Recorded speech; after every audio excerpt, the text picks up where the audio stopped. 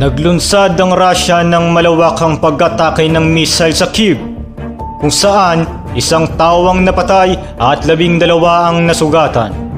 Ayon sa ospital ng lungsod, ang pag-atake ay nangyari habang ang Pangulo ng Ukraine na si Volodymyr Zelensky ay nasa Brussels, kung saan ang mga kaalyado ng Europeo ni Kyiv ay seryosong nag-aaral ng ideya ng pagdulunsad ng mga tropa sa Ukraine kung sakaling may kasunduan sa pagginto ng digmaan.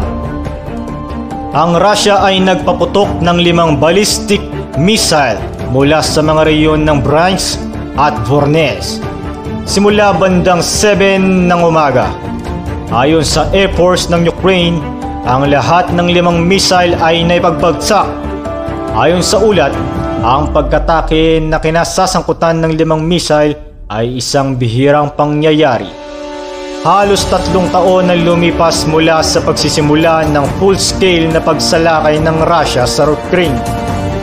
Ang mga pampasabog ay narinig sa sentro ng lungsod, bagaman hindi malinaw kung ano ang mga ito ay dulot ng mga sistema ng depensa ng himpapawid o ng mga missile na tumama sa mga target.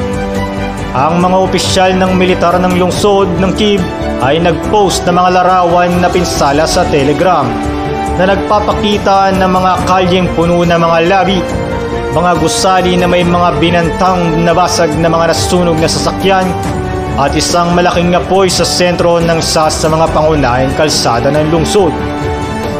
Ang pagkakatapos ng init na sa isang disyerto ng kabesera ay naapektuhan sa daang-daang mga gusali ng residental, pati na rin ang mga institusyon ng medikal at paaralan. Ayon kay Kyiv Mayor Vitaly Klitschko, ang Ministry ng Depensa ng Russia ay nagsabi na ang pambobomba ay isang tugon sa pag-atake ng Ukraine sa Kamiensky Chemical Plant sa timog rehiyon ng Rosta ng Russia. Hanggang dito na lamang po at maraming salamat.